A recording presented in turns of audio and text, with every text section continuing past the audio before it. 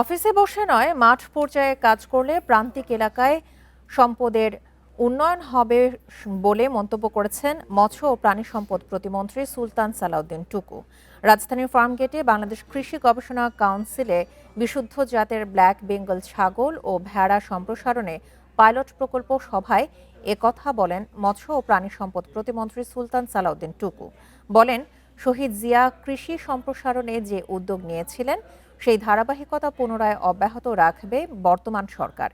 এর আগে অনুষ্ঠানে প্রাণী সম্পদ অধিদপ্তরের কর্মকর্তারা দেশীয় ভেড়া ও ব্ল্যাক বেঙ্গল ছাগল খামারিদের উন্নয়নে বিভিন্ন পরামর্শ তুলে ধরেন।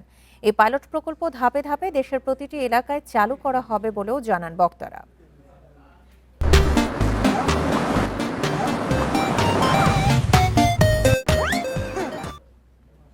ব্ল্যাক বেঙ্গল ছাগল এই প্রজেক্টটি মাননীয় প্রধানমন্ত্রী প্রত্যেক জেলাতে নেওয়ার জন্য ইতিমধ্যে আমাদেরকে নির্দেশ দিয়েছে, যেটি একটি প্রান্তিক মানুষের, অসহায় মানুষের জীবিকা হিসাবে কিন্তু এটি অত্যন্ত গুরুত্বপূর্ণ ভূমিকা পালন করতে পারে। কারণ ছাগল 2 বার বাচ্চা দেয়।